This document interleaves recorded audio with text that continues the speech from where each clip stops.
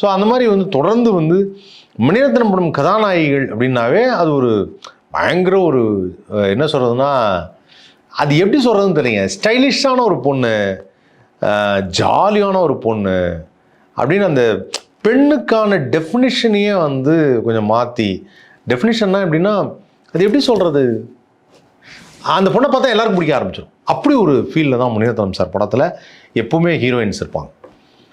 எந்த ஹீரோனை நடிக்க வச்சாலும் அந்த மாதிரி தான் நடிக்க போகிறார். அந்த மாதிரி கேரக்டர்ஸ் அந்த மாதிரி வந்து செலக்ட் பண்ணுவார், அந்த மாதிரி டைலாக்ஸ் கொடுப்பார், அந்த மாதிரி தான் பண்ணுவார். அண்ட் அதுக்கப்புறம் நிறைய ஹீரோயின்ஸ், ஏகப்பட்ட ஹீரோயின்ஸ் நான் சொல்லிகிட்டே போகலாம்.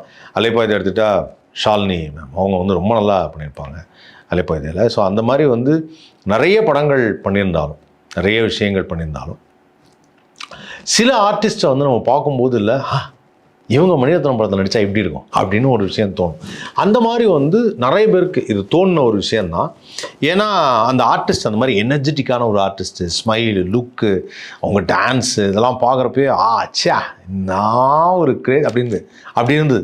அப்படின்னா அமரன் படம் பார்க்குறப்ப தான் நிறைய பேர் அதை ஃபீல் பண்ணாங்க. அவங்க தான் சாய் பல்லவி வந்து அவங்களுடைய முதல் படத்தில் மாரி படத்தில் வந்து அந்த ரவுடி பேபி சாங்காக இருக்கட்டும், என்ன டான்ஸுங்க, என்ன டான்ஸு வளைஞ்சு இப்படி ஆடும்போது அப்படி பக்கத்தில் தனுஷ் சார் ஆடுறப்போ அப்படி ஒரு ஸ்க்ரீன் ப்ரெசன்ஸ் சாய் பல்லவிக்கு.